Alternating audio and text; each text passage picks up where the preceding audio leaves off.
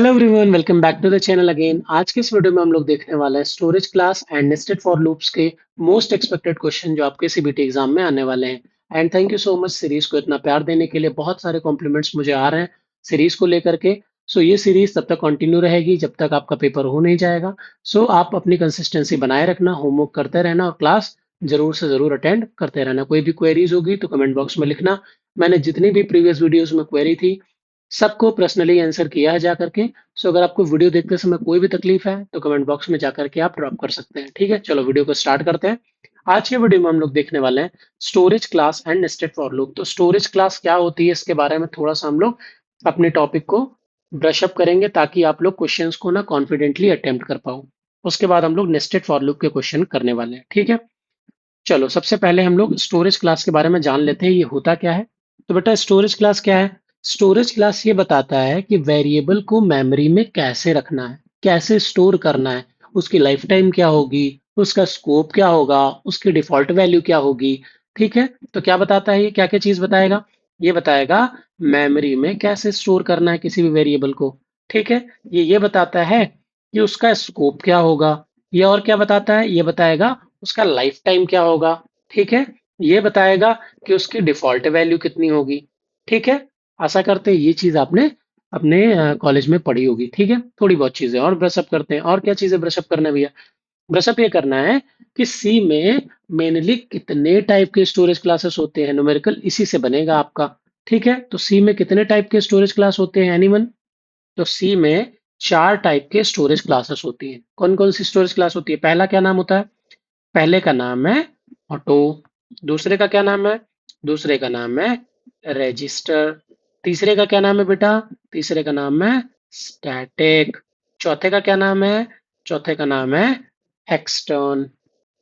चौथे का नाम है एक्सटर्न। ठीक है, अब जो हमारे कॉन्सेप्ट से इंपॉर्टेंट पॉइंट है वो ये इंपॉर्टेंट पॉइंट है कि इसका स्कोप पता होना चाहिए हमको। ठीक है, इसका लाइफ टाइम पता होना चाहिए हमको और इसकी डिफॉल्ट वैल्यू हमको पता होगी तो हम न्यूमेरिकल बना लेंगे बहुत आराम से। तो फटाफट मैं आप लोगों के लिए एक टेबल बना देता हूँ। वो टेबल आप अपने नोट्स में लिख लेना और उसको याद रखना। ठीक है, डायरेक्ट न्यूमेरिकल आएगा और एक नंबर का न्यूमेरिकल आप लोग आराम से उसको टैकल कर लोगे। ठीक है, मैं ये रफ कर देता हूँ, मेरे पास ज्यादा स्पेस नहीं है। तो आप लोग नोट्स में ये सारी चीजें लिखते रहना। ठीक है, तो मैं एक छोटी सी टेबल आप लोगों के लिए यहाँ पर बना देता हूँ। पहला, यहाँ पर मैं लिखूंगा, पहला कॉलम है हमारा स्टोरेज क्लास। स्टोरेज क्लास का। दूसरा जो कॉलम बनेगा वो बनेगा स्कोप का, क्या स्कोप होता है इसका। तीसरा जो कॉलम बनेगा वो बनेगा लाइफ टाइम का। ठीक है, लाइफ टाइम का। और चौथा जो कॉलम बनेगा वो बनेगा डिफॉल्ट डिफॉल्ट वैल्यू का। ठीक है, चलो अब हम लोग यहाँ पर स्टोरेज क्लास देख लेते हैं कौन कौन से थे। तो पहला क्या नाम बताया था मैंने? ऑटो बताया था। दूसरा रजिस्टर बताया था। तीसरा क्या बताया था बेटा? स्टैटिक बताया था। और चौथा एक्सटर्न बताया था। मोस्ट ऑफ द टाइम जो क्वेश्चन बनता है ना, मोस्ट ऑफ द टाइम वो बनता है स्टैटिक वाले पार्ट से। स्टैटिक वाले जो भी क्वेश्चन मैं कराऊंगा आप लोग बहुत ध्यान से करना। ठीक है, numerical most of the time इसी पे आपको मिलेगा। स्कोप क्या होता है इसका? इसका स्कोप होता है ब्लॉक लेवल, या बोल देते हैं हम लोग लोकल। इसका भी ब्लॉक या लोकल। इसका होता है ब्लॉक या फाइल। इसका क्या होता है? ग्लोबल या फाइल। ठीक है, लाइफ टाइम देखो, लाइफ टाइम। लाइफ टाइम कब तक ये वाला वेरिएबल कब तक जिंदा रहेगा फंक्शन के अंदर? फंक्शन के अंदर जिंदा रहेगा या तुम्हारा पूरा जब तक प्रोग्राम चल रहा है तब तक जिंदा रहेगा। तो depending upon the life time, अलग अलग जो स्टोरेज क्लास है उनका अलग अलग लाइफ टाइम होता है। ठीक है, तो पहला जो ऑटो है वो रहता है ब्लॉक के अंदर। ब्लॉक एग्जीक्यूशन, जब तक ब्लॉक एग्जीक्यूट होगा तब तक जिंदा रहेगा, जैसे ही ब्लॉक खत्म होगा वो चला जाएगा। ठीक है, same to same for register होता है। और स्टैटिक वाला जो होता है वो प्रोग्राम के एंड तक सेम टू सेम रहता है। ठीक है, तो मैं इसको क्या लिखूंगा? प्रोग्राम एंड तक। और एक्सटर्न भी सेम टू सेम है। Default value most important topic है। डिफॉल्ट वैल्यू क्या होती है?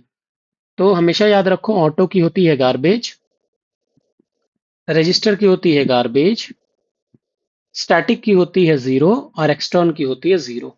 मोस्ट इंपॉर्टेंट है ये कि आपको डिफॉल्ट वैल्यू याद होनी चाहिए। तो कई बार डायरेक्ट क्वेश्चन आपसे पूछ सकता है कि रजिस्टर का जो है वो लाइफ टाइम क्या होता है और डिफॉल्ट वैल्यू क्या होती है। एक एमसीक्यू क्वेश्चन आराम से तैयार किया जा सकता है with a lifetime of registered storage class is this and default value is this, is it true or not। तो ये आपको टेबल अच्छे से अगर याद हो गई तो आप लोग आंसर कर दोगे। ठीक है, चलो क्वेश्चन नंबर वन पे चलते हैं। क्वेश्चन नंबर वन, और क्वेश्चन से हम लोग सीखने की कोशिश करते हैं। क्वेश्चंस कैसे आएंगे आपके सीबीटी एग्जाम में, वो यहाँ पर जानने की कोशिश करेंगे और सॉल्व करने की कोशिश करेंगे। ठीक है, तो ये सी प्रोग्राम का एक कोड लिखा हुआ है। क्या लिखा हुआ है यहाँ पर, ध्यान से देखो। एक फंक्शन बनाया गया है भैया। ठीक है, एक फंक्शन बनाया गया है, वॉइड फंक्शन। और यहाँ पर एक इंट मेन है और यहाँ पर कुछ ऑप्शंस दिए गए हैं आपको। ठीक है, तो हमेशा याद रखो, प्रोग्राम कहाँ से स्टार्ट होता है, मेन से हम लोग काम करना स्टार्ट करेंगे। तो मेन फंक्शन में क्या हुआ है, हमको एक फंक्शन कॉल किया है फंक्शन नाम का, एफयूएन फन नाम का। ठीक है, उसके अंदर क्या कोई भी वैल्यू डाली है, नहीं डाली। कोई भी वैल्यू डाली है, नहीं डाली। इसके अंदर क्या बोला, अंदर जा करके एक वेरिएबल डिफाइन किया गया ऑटो स्टोरेज क्लास का। ठीक है, ऑटो स्टोरेज क्लास का। तो हमेशा याद रखो, ऑटो मीन्स नॉर्मल वाला जैसे करते हैं। Auto is similarly like int x is equal to 5। Int x is equal to 5, इसको ऐसे ही ट्रीट करना है अपने को। ठीक है, न्यूमेरिकल में। तो क्या करेंगे, इसको ऐसे करके ट्रीट कर लो कि int x is equal to 5 है। ठीक है, अब क्या कर रहा है यहाँ पर, एक्स की वैल्यू यूज कर रहा है, बाद में उसकी वैल्यू को इंक्रीमेंट कर दे रहा है, पोस्ट इंक्रीमेंट हमने पिछले वीडियो में डिस्कस किया हुआ है। तो एक्स प्लस प्लस यहाँ पर एक्स की वैल्यू को प्रिंट करेगा। तो क्या वैल्यू प्रिंट होगी बताओ, 6 प्रिंट होगा भैया, 6 प्रिंट होगा। तो बताओ इस ये भी जो भी हमने एक्स की वैल्यू प्रिंट की उससे ऑप्शन सी कट गया क्या, यस। फिर क्या हुआ होगा, फिर से जब वैल्यू प्रिंट कर दी, फिर से हम आए दोबारा नीचे इंट मेन में। यहाँ पर देख रहे हैं दोबारा फंक्शन को कॉल कर रहे हैं, दोबारा फंक्शन को कॉल कर रहा है, तो दोबारा हम लोग ऊपर जाएंगे। और दोबारा ऊपर जाएंगे तो फिर से देखेंगे हमारा वॉइड फंक्शन। फिर से अंदर आएंगे तो क्या लिखा हुआ है, फिर से लिखा हुआ है int x is equal to 5। Int x is equal to 5 और फिर से एक्स को इंक्रीमेंट किया और फिर से एक्स को प्रिंट किया। तो फिर से क्या वैल्यू प्रिंट हो जाएगी, फिर से वैल्यू प्रिंट हो जाएगी 6। दो बार कॉल किया, दोनों बार वैल्यू क्या प्रिंट होगी, 6।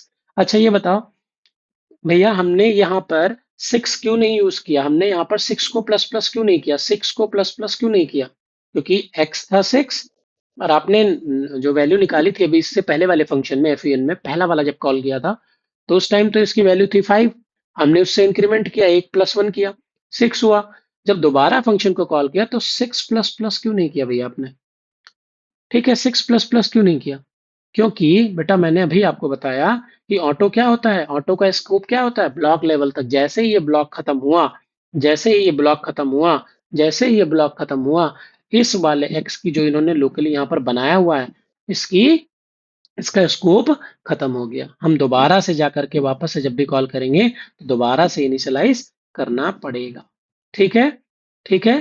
तो आशा करते हैं आपको ये वाला क्वेश्चन अच्छे से समझ में आया होगा। ठीक है, वन बाय वन क्वेश्चन करेंगे, सारी चीजें क्लियर हो जाएंगी, टेंशन बिल्कुल नहीं लेना है। वीडियो को 2x पे बिल्कुल नहीं देखना है, धीरे धीरे आप चीजों को पचाते चलिए। और 2x पे देखेंगे सारा घचड़ पचड़ हो जाएगा, कुछ भी समझ नहीं आने वाला आपको। डायरेक्ट डायरेक्ट क्वेश्चन उठा उठाकर सीधा सीबीटी एग्जाम में आपके चिपका देगा और आपको आंसर करना रहेगा। ठीक है, तो एक एक चीज बहुत आराम से सीखते चलो, धीरे धीरे सीखते चलो। और सारे क्वेश्चंस हम लोग यहाँ पर अटेम्प्ट करेंगे, बहुत सारे क्वेश्चंस मैं लेकर के आया हूँ, तो कोई भी डाउट आपका लास्ट तक रह ही नहीं जाएगा इस टॉपिक पे। ठीक है, चलो चलते हैं नेक्स्ट क्वेश्चन पे। So this is question number 2। देखो आराम से, ध्यान से, धीरे धीरे। ठीक है, यहाँ पर क्या चेंज किया है मैंने, मैं चाहता तो डायरेक्ट बड़े बड़े क्वेश्चंस ले आता आप लोगों के लिए, लेकिन नहीं, मुझे आपके कॉन्सेप्ट्स बिल्ड करवाने, क्वालिटी क्वेश्चंस आप लोगों को लेकर के जाऊंगा।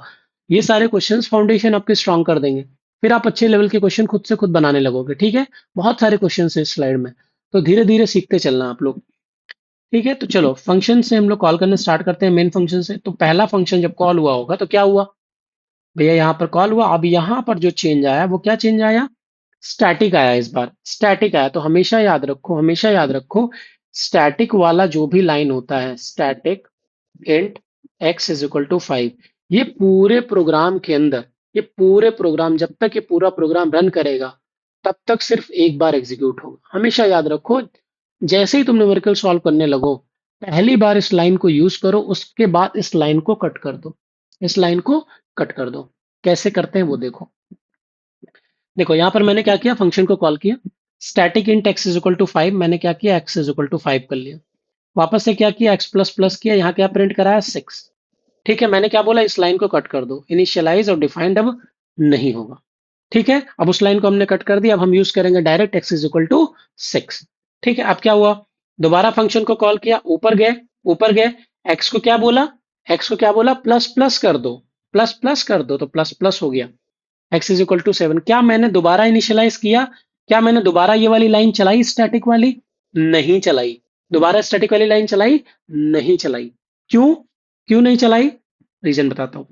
देखो, स्टैटिक का क्या बोला था मैंने, पूरे प्रोग्राम के एंड होने तक वो रहेगा, वो चेंज नहीं होगा। दैट्स वाई मैंने यहाँ पर चेंज नहीं किया। ये लाइन मैंने बोला फिक्स हो गया, हट जाओ, अब दोबारा इनिशियलाइज नहीं करेंगे। इनिशियलाइजेशन कब होगा, सिर्फ एक बार, सिर्फ एक बार चेंज कर सकते हो तुम, दोबारा इनिशियलाइज नहीं करना है तुमको। ठीक है, तो यहां पर क्या हुआ, 6 और 7 प्रिंट हुआ। दोबारा कॉल करेंगे तो 7 पे कॉल करेंगे दोबारा, और x प्लस प्लस होगा तो क्या हो जाएगा, वैल्यू बताओ, 8 हो जाएगा। तो इसका आंसर क्या आएगा बताओ, 6 7 8। तो स्टैटिक के केस में हमेशा याद रखना, स्टैटिक के केस में हमेशा याद रखना, जहां पर भी वेरिएबल इनिशियलाइज किया जा रहा है, static int x is equal to something, तो ये लाइन सिर्फ तुमको एक बार चलानी है बस, उसके बाद इस लाइन को हटा देना। हमेशा बस मॉडिफाई होता रहेगा, मॉडिफाई होता रहेगा, मॉडिफाई होता रहेगा, प्रीवियस वैल्यू चेंज होती रहेगी। ठीक है, तो हमेशा तुम लोगों को एक चीज याद रखनी है, मैं एक नोट पॉइंट लिख देता हूं आप लोगों के लिए, कि static local variable is initialized, spelling मत देखना आप लोग, कॉन्सेप्ट पे फोकस करो, only once and retain its value between function calls. ठीक है, तो ये कॉन्सेप्ट याद रखना हमेशा। चलो थर्ड क्वेश्चन पे चलते हैं। ठीक है, ये क्वेश्चन करो, ये क्वेश्चन बहुत अच्छा है, ये क्वेश्चन ट्राई करो। यहाँ से, यहाँ पर स्टैटिक भी है, यहाँ पर लूप भी लगाया है, तो बहुत अच्छा क्वेश्चन है ये। ठीक है, फंक्शन को कॉल किया, फंक्शन पे हम लोग गए, यहाँ पर क्या बनाया, static int count is equal to 0। यहाँ पर क्या किया, काउंट इज इक्वल टू 0 बनाया, स्टैटिक बनाया। क्या दोबारा लाइन ये रन करेगी, नहीं रन करेगी। ठीक है, for i is equal to 0, i less than 2, i plus plus, count की वैल्यू को पोस्ट इंक्रीमेंट कर रहा है, काउंट की वैल्यू को पोस्ट इंक्रीमेंट कर रहा है। तो क्या हुआ होगा, 0 <2, यस सर, अंदर आओ, काउंट की वैल्यू को इंक्रीमेंट कर दो। तो काउंट पहले कितना था, 0, अभी काउंट कितना हो गया, 1। ठीक है, फिर से फिर से ऊपर जाओ, आई प्लस प्लस हुआ, 1 <2, यस सर, इसकी वैल्यू को फिर से इंक्रीमेंट कर दो। 2 <2, कंडीशन फॉल्स, बाहर आ जाएंगे, बाहर आके क्या प्रिंट करना है, बाहर आके क्या प्रिंट करना है, काउंट प्रिंट करना है। काउंट की वैल्यू क्या प्रिंट होगी, पहली पहली बार में काउंट की वैल्यू 2 प्रिंट होगी। यहाँ पर ऑप्शन देखो आप लोग, फोर्थ ऑप्शन पहले ही कट गया, तो ऑप्शन एलिमिनेशन भी आप लोगों को आना चाहिए। ठीक है, नेक्स्ट, जब दोबारा फंक्शन कॉल होगा तब क्या होगा, देखो दोबारा फंक्शन कॉल करते हैं हम, दोबारा फंक्शन कॉल होगा तब क्या होगा, देखो दोबारा फंक्शन कॉल किया मैंने, दोबारा इसी पे गया, क्या ये लाइन दोबारा रन करेगी, स्टैटिक इंट काउंट नहीं रन करेगी। अभी मैंने आप लोगों को बताया कि स्टैटिक वाली लाइन सिर्फ एक बार इनिशियलाइजेशन वाली लाइन चलती है स्टैटिक के केस में। ठीक है, फिर क्या हुआ, फिर से ये वाला चलेगा लूप, तो फिर से 0 <2, वो बोलेगा हाँ, तो बोलेगा काउंट को बढ़ा दो, काउंट को बढ़ा दो। तो काउंट अभी कितना है बताओ, काउंट की वैल्यू अभी कितनी है बताओ, काउंट की भैया अभी वैल्यू है 2, तो काउंट कितना हो जाएगा बढ़ करके, 3। फिर से कंडीशन चेक करेगा, क्या 1 <2 है, बोलेगा हाँ, तो फिर से काउंट की वैल्यू 1 से इंक्रीमेंट हो जाएगी, तो काउंट अब कितना हो गया, 4। यही प्रिंट करना है तो वापस से ये प्रिंट कर देगा 4। तो आंसर क्या होगा, 2 4, 2 4। क्लियर है, क्लियर है ये चीज। नेक्स्ट क्वेश्चन पे चले। ठीक है, नेक्स्ट क्वेश्चन पे चलते हैं।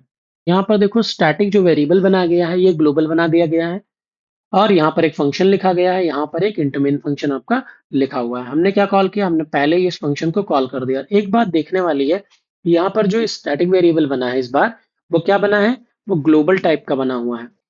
फॉर एग्जाम्पल, मैंने एक एग्जाम्पल लिखा, static int x is equal to 10। ठीक है, static int is equal to 10। अब मैंने एक फंक्शन लिखा, वॉइड फंक्शन, और यहाँ पे मैंने डायरेक्ट लगा दिया प्रिंट एफ एक्स। ठीक है, तो क्या प्रिंट होगा बताओ, भैया ये 10 प्रिंट होगा, भैया ये 10 प्रिंट होगा। लेकिन अगर मैं इसी कंडीशन में एक बता दूं, यहां पर मैंने लिखा int x is equal to 50, तो क्या प्रिंट होगा बताओ, तो क्या प्रिंट होगा, भैया ये लोकल वाला प्रिंट होगा, भैया ये लोकल वाला प्रिंट होगा। तो मैं वही समझाने की कोशिश कर रहा हूँ कि अगर आपके किसी भी फंक्शन के अंदर कोई लोकल स्टैटिक वेरिएबल नहीं बना है, सिर्फ और सिर्फ ग्लोबल वेरिएबल बना है, तो हम लोग किसकी वैल्यू यूज करेंगे? ग्लोबल स्टैटिक वेरिएबल की वैल्यू को यूज कर लेंगे। उसी के बेस पे ये वाला क्वेश्चन है आप लोगों का। ठीक है, तो हमने क्या किया इस बार? इंट मेन के अंदर गए, फंक्शन को कॉल किया और प्रिंट किया एक्स, तो क्या प्रिंट हो जाएगा? 10 प्रिंट हो जाएगा। वापस से नीचे आए, फंक्शन को पढ़ करके यहाँ पे वापस से प्रिंट एक्स कर रहा है, तो यहाँ वापस से क्या प्रिंट कर देगा? 10। क्यों? क्योंकि स्टैटिक वेरिएबल सबके लिए मौजूद है। जब तक प्रोग्राम चलेगा तब तक वो रहेगा। That's why the answer is a part. Clear है? चलो नेक्स्ट क्वेश्चन। सो अभी नेक्स्ट क्वेश्चन करते हैं हम लोग रजिस्टर क्लास के बारे में।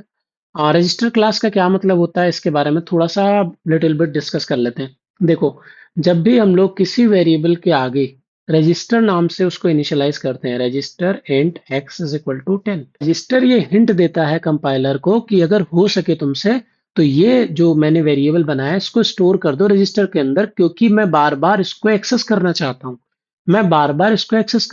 मैं फ्रिक्वेंटली इसको यूज करना चाहता हूँ। तो तुम एक काम करो एक काम करो, इसको ले जा करके सीपीयू के रजिस्टर में स्टोर कर दो। ठीक है, सीपीयू के रजिस्टर में इसको स्टोर कर दो। कौन बोलता है किससे? ये रजिस्टर वेरिएबल बोलता है कंपाइलर से। क्या करता है? रिक्वेस्ट करता है। गारंटी नहीं होती। ठीक है, गारंटी बिल्कुल नहीं होती है। तो अगर कंपाइलर चाहे तो ये मना भी कर सकता है, और कंपाइलर चाहे तो रख भी सकता है। ठीक है, चलो अब क्वेश्चन को हम लोग करते हैं। क्या लिखा हुआ है यहाँ पर? Register int x is equal to 10 x plus plus, तो एक्स प्लस प्लस से क्या हो जाएगा? एक्स इज इक्वल टू 11 हो जाएगा। हमारे रजिस्टर आगे लिख देने से एग्जीक्यूशन तो उल्टा सीधा नहीं होएगा ना, उस पर तो कोई इफेक्ट नहीं पड़ेगा। ये तो स्टोर होगा जा करके। स्टोर कहाँ करना है तुमको? मेमोरी में स्टोर करना है या रजिस्टर में स्टोर करना है, उस पर बात है। सिंपल एग्जीक्यूशन है। X plus plus means x 11, x को प्रिंट कर दो, सिंपल एक्स हो गया 11। ठीक है, समझ में आया? Next question. तो यहाँ पर तीन इंपॉर्टेंट पॉइंट है, मैं आप लोगों के लिए लिख देता हूँ। कई बार एमसीक्यू में ना पूछ लेते हैं। पहली कौन सी बात आपको याद रखनी है? पहला याद रखना है कि जो रजिस्टर होता है वो गारंटी नहीं करता कि ये जो रजिस्टर वेरिएबल ये गारंटी नहीं करता कि जो आपका ये वेरिएबल है वो रजिस्टर के अंदर जाकर के स्टोर हो जाएगा। किससे रिक्वेस्ट करता है? कंपाइलर से। ठीक है, तो ये कंपाइलर के लिए रिक्वेस्ट है। ये कंपाइलर के लिए रिक्वेस्ट भेजता है। ठीक है, और कैसे यूज होता है? जैसे नॉर्मल वेरिएबल यूज होता है, नॉर्मल वेरिएबल की तरह ये यूज होता है। जैसे यहाँ पर मैंने लिखा register int x is equal to 10, तो वो int x is equal to 10 की तरह ही ट्रीट होगा। ठीक है, अभी हम लोग सॉल्व करते हैं क्वेश्चन नंबर 6। क्वेश्चन नंबर 6 क्या कह रहा है? ध्यान से देखो, एक नेस्टेड फॉर लूप का क्वेश्चन है भैया। तो int I is equal to 1, I less than और equal to 3, I plus plus, मतलब ये लूप कितनी बार चलेगा? आई इज इक्वल टू 1 के लिए चलेगा, 2 के लिए चलेगा, 3 के लिए चलेगा। 3 के लिए क्यों चलेगा? क्योंकि यहाँ पर इक्वल टू लिखा हुआ है, लेस देन और इक्वल टू। और j इज इक्वल टू 1 से लेकर के j इज लेस देन और इक्वल टू 2, ये मतलब किस किस वैल्यू के लिए चलेगा? j की दो वैल्यू के लिए चलेगा। ठीक है भैया, ये भी समझ में आ गया। j प्लस प्लस क्या करना है? i की वैल्यू को प्रिंट कराना है। सिंपल है, ध्यान से देखना, बहुत सिंपल है। कैसे करते हैं ऐसे क्वेश्चंस को? ये देखो, i की एक वैल्यू उठाई हमने, i इज इक्वल टू 1। क्या 1 लेस देन 3 है? क्या 1 लेस देन और इक्वल टू 3 है? बोलेगा हाँ। ये कंडीशन ट्रू हुई? ट्रू हुई। अब हम लोग क्या करेंगे? अंदर आएंगे, अंदर आके क्या देखेंगे कि क्या j इज इक्वल टू 1 है? बोलेगा हाँ। 1 लेस देन 2 है? लेस देन इक्वल टू 2 है? बोलेगा हाँ। तो क्या ये कंडीशन ट्रू होगी? हाँ ट्रू होगी। क्या 2 लेस देन और इक्वल टू 2 ट्रू होगा? हाँ ट्रू होगा। मतलब हर एक i की वैल्यू के लिए j कितनी बार रन कर रहा है? 2 बार। j कितनी बार रन कर रहा है? 2 बार। फास्ट करना है आप लोगों के सारे क्वेश्चन। j कितनी बार रन कर रहा है? 2 बार। क्यों? क्योंकि i इज इक्वल टू 1 के लिए ये अंदर आएगा, तो 2 बार कंडीशन ट्रू करेगा, एक 1 की वैल्यू के लिए, एक 2 की वैल्यू के लिए। ठीक है, तो हर एक i के लिए j कितनी बार प्रिंट कर रहा है? 2 बार प्रिंट कर रहा है। वैल्यू क्या प्रिंट हो रही है? वैल्यू क्या प्रिंट हो रही है? देख लो एक बार, वैल्यू क्या प्रिंट हो रही है? वैल्यू प्रिंट हो रही है i। वैल्यू क्या प्रिंट हो रही है? i। तो जब ये कंडीशन ट्रू होगी तो क्या प्रिंट करेगा? i, मतलब 1। ठीक है, जब दोबारा से 2 लेस देन और इक्वल टू 2 चेक करेगा तो कंडीशन फिर से ट्रू होगी और फिर से क्या प्रिंट करेगा? 1। क्यों? क्योंकि इस टाइम i की वैल्यू 1 ही है, i की वैल्यू थोड़ी चेंज हुई। तो हमारा कौन कौन सा ऑप्शन कट गया? ये ऑप्शन कट गया, डी वाला। ए ऑप्शन कट गया। अब हमारे पास दो ऑप्शन बचे हैं, बी और सी। देखो अब नेक्स्ट क्या हुआ होगा? नेक्स्ट इटरेशन में क्या हुआ होगा? नेक्स्ट इटरेशन में देखो क्या हुआ। नेक्स्ट इटरेशन में क्या हुआ होगा? आई की वैल्यू बढ़ गई होगी, आई की वैल्यू हो गई 2। फिर से कंडीशन 2 लेस देन 3 है? बोलेगा हाँ। तो बोलेगा अंदर चले आओ, अंदर चले आने के बाद फिर से दो बार वैल्यू प्रिंट करेगा। तो क्या फिर से दो बार अगर प्रिंट करेगा, one less than equal to two, two less than equal to two, तो क्या दो बार सेम आई की वैल्यू प्रिंट होगी? हाँ सर, दो बार। तो ये फिर से टू टू प्रिंट कर देगा। ये ऑप्शन भी गलत हो गया, ये ऑप्शन सही हो गया। ठीक है, तो आपको ऑप्शन एलिमिनेशन जरूर से जरूर आना चाहिए। ठीक है, वापस से क्या होगा देखो यहाँ पर, ये कंडीशन चेक होगी, फिर से आई की वैल्यू प्रिंट करेगा कितनी बार? दो बार। तो ये फिर से थ्री और थ्री प्रिंट कर देगा। समझ में आ रहा है? समझ में आ रहा है? समझ में आ रहा है क्वेश्चन? स्लाइड मैं ग्रुप पे शेयर कर दूंगा, अगर कोई भी डाउट आता है तो आप लोग आपस में डिस्कस कर लेना। और अगर फिर भी नहीं समझ आता तो आप लोग कमेंट बॉक्स में आकर के पूछ सकते हो, टेलीग्राम ग्रुप में भी हमसे पूछ सकते हो। ठीक है, तो ये क्वेश्चन हो गया क्वेश्चन नंबर 6। बहुत ही बेसिक क्वेश्चन है ये। अब ये वाला क्वेश्चन करो, ये वाला क्वेश्चन करो। देखो यहाँ पर क्या लिखा हुआ है। यहाँ पर लिखा हुआ है एक ये भी नेस्टेड फॉर लूप का ही क्वेश्चन है। देखो यहाँ पर क्या है, I is equal to one है, ऐसा करते हैं, आप लोगों को दिख रहा होगा। ठीक है, ऑप्शंस पे भी नहीं जाते, पहले थ्योरी पे फोकस करते हैं। यहाँ पर क्या हो रहा है, I is equal to one, logic सोचो ना। I less than equal to four, मतलब वन की वैल्यू, टू की वैल्यू, थ्री की वैल्यू, फोर, चार बार ये चलेगा। ठीक है, हर बार क्या कर रहा है, हर बार वो क्या कर रहा है, J is equal to one, J less than और इक्वल टू आई। मतलब जब आई एक बार रन करेगा तो ये कितनी बार रन करेगा? एक बार रन करेगा। क्यों? क्योंकि वन लेस देन और इक्वल टू वन, क्योंकि यहाँ पे आई से चेक कर रहा है वैल्यू, आई अभी वन है, तो वन लेस देन और इक्वल टू वन, ट्रू। तो एक बार ये चेक वैल्यू प्रिंट कर देगा। क्या ये कंडीशन चलेगी, टू लेस देन और इक्वल टू वन? नहीं। मतलब मतलब मतलब मतलब जितनी बार आई चलेगा उतनी बार जे चलेगा। ठीक है, इस केस में कैसे आउटपुट आएगा देखो ध्यान से, ध्यान से देखो। ऑप्शन एलिमिनेशन से करेंगे, फटाफट करेंगे। ठीक है, ऑप्शन एलिमिनेशन से करेंगे। देखो क्या हुआ, आई इज इक्वल टू वन हुआ, ये कंडीशन ट्रू हुई, हम लोग अंदर आए। जे इज इक्वल टू वन है, यस। क्या जे लेस देन आई है? हाँ, जे लेस देन और इक्वल टू आई है, हाँ। वन लेस देन और इक्वल टू वन है, कंडीशन ट्रू है। अंदर आओ, जे को प्रिंट कर दो। जे की करंट वैल्यू क्या है? वन। तो क्या प्रिंट करेंगे? वन। कौन वन प्रिंट कर रहा है? ये भी वन प्रिंट कर रहा है, ये भी वन प्रिंट कर रहा है, ये भी वन प्रिंट कर रहा है। अभी रुक जाओ, नेक्स्ट क्या हुआ, नेक्स्ट क्या टू लेस देन वन है? बोलेगा नहीं, मतलब बाहर चले जाओ, ये लूप के बाहर निकल गए हम लोग। ठीक है भैया, अब क्या हुआ, वापस से क्या हुआ, वापस से वो वैल्यू अपनी दो लेकर के आया। आई बोला मैं अब दो कर देता हूं। तो ये लूप कितनी बार चलेगा अंदर वाला? दो बार। कैसे? आई, सॉरी, जे लेस देन और इक्वल टू आई बोला है, तो आई की वैल्यू टू है, तो क्या जे की दो वैल्यू इसको सेटिस्फाई करेगी? हाँ। कैसे? वन लेस देन और इक्वल टू टू सेटिस्फाई कर देगी, टू लेस देन और इक्वल टू टू सेटिस्फाई कर जाएगी। तो क्या वैल्यू प्रिंट कर देगा? जे प्रिंट करना है, तो जे कितना है? एक है और दो है, तो क्या एक और दो प्रिंट कर देगा? हाँ। क्या एक और दो प्रिंट कर देगा? ये ऑप्शन ही गलत हो गया। एक और दो, ये ऑप्शन ही गलत हो गया। एक और दो, ये ऑप्शन ही गलत हो गया। अभी तक तो यही वाला हमको लग रहा है। ठीक है, आगे चलते हैं हम लोग। तो अभी तक तो यही ऑप्शन करेक्ट लग रहा है। नेक्स्ट कौन सी वैल्यू आएगी? नेक्स्ट आएगी आई इज इक्वल टू थ्री। तो क्या यहाँ पर वन टू और थ्री प्रिंट होगा? जे की value, yes sir, yes sir. तो क्या वन टू थ्री प्रिंट हो रहा है? हाँ सर। नेक्स्ट आई की वैल्यू क्या प्रिंट करेगा बताओ? जब ये हो जाएगा फोर, ये हो जाएगा फोर, तो ये कौन कौन सी वैल्यू ट्रू कर देगा जे की? भैया वन, टू, थ्री, फोर। तो क्या प्रिंट कर देगा? One two three four. समझ में आया क्वेश्चन? समझ में आया क्वेश्चन? तो आशा करते हैं ये भी क्वेश्चन आपसे बन गया होगा। बहुत इजी क्वेश्चन है, स्लाइड में ग्रुप पे शेयर कर दूंगा, आप लोग कर लेना ध्यान से देख के। ठीक है, दोबारा अटेम्प्ट जरूर करना है सारे क्वेश्चंस। एट्थ क्वेश्चन पे चलते हैं। लूप जो है वो रिवर्स ऑर्डर में लगाया। देखो यहाँ पर I is equal to three, I is greater than equal to one, I minus minus, J is equal to I लिखा हुआ है। यहाँ पर ध्यान से देखना, J is equal to one नहीं है, J is equal to I है। And J is greater than equal to one, J minus minus, और जे की वैल्यू को प्रिंट कर रहा है। बहुत सिंपल क्वेश्चन है, बट ये आपके सीबीटी एग्जाम में आ सकता है, तो बहुत ध्यान से इसको करना, क्योंकि आंसर बहुत ज्यादा ट्रैपिंग है यहाँ पर। ठीक है, चलो पहला पहला लूप चलाते हैं हम लोग एक बार। I is equal to three, yes, three. क्या आई, क्या आई ग्रेटर देन और इक्वल टू वन है? Greater than equal to one है, हाँ है। तो अंदर आ जाओ जे लूप में। वो क्या बोल रहा है? जे इज इक्वल टू आई। जे जो वैल्यू है, जे की जो वैल्यू है वो आई के बराबर है, तो आई करंटली कितनी है? थ्री। तो जे कितना हो जाएगा? थ्री। बोल रहा है J greater than equal to one है, मतलब three is greater than equal to one है। बोलूंगा हाँ, तो बोलेगा अंदर आ जाओ फिर। अंदर आके क्या बोला? जे को प्रिंट कर दो। तो मैंने जे की वैल्यू क्या प्रिंट कर देनी है? जे की करंट वैल्यू क्या है? थ्री। तो हमने क्या प्रिंट कर देना है? थ्री। फिर क्या हुआ? फिर कंडीशन चेक होती है जे माइनस माइनस वाली। सो जे एक माइनस हो जाएगा, तो माइनस होके जे क्या बनेगा? टू बनेगा। जे क्या बनेगा? टू बनेगा। तो अब वापस से क्या बोल रहा है, वापस से कंडीशन चेक होगी, क्या two greater than equal to one है, वो बोलेगा हाँ। तो जे की वापस से एक वैल्यू प्रिंट कर दो, तो क्या वैल्यू प्रिंट हो जाएगी, जे करंटली टू है, तो टू प्रिंट हो जाएगी। फिर से फिर से क्या होगा, फिर से जे माइनस माइनस वाली कंडीशन चेक होगी, फिर से एक जे माइनस हो जाएगा, जे छोटा होकर क्या बना, one greater than equal to one, बोलेगा हाँ ये कंडीशन भी ट्रू है, तो अभी जे की करंट वैल्यू प्रिंट कर देगा, जे की करंट वैल्यू है वन। ठीक है, अब क्या हुआ होगा, zero is greater than equal to one हुआ, क्योंकि जे माइनस माइनस होगा, कंडीशन फॉल्स है तो हम लोग बाहर चले जाएंगे। ठीक है, हम लोग इस लूप से बाहर चले गए, अभी हम लोग पहुंच गए ऊपर।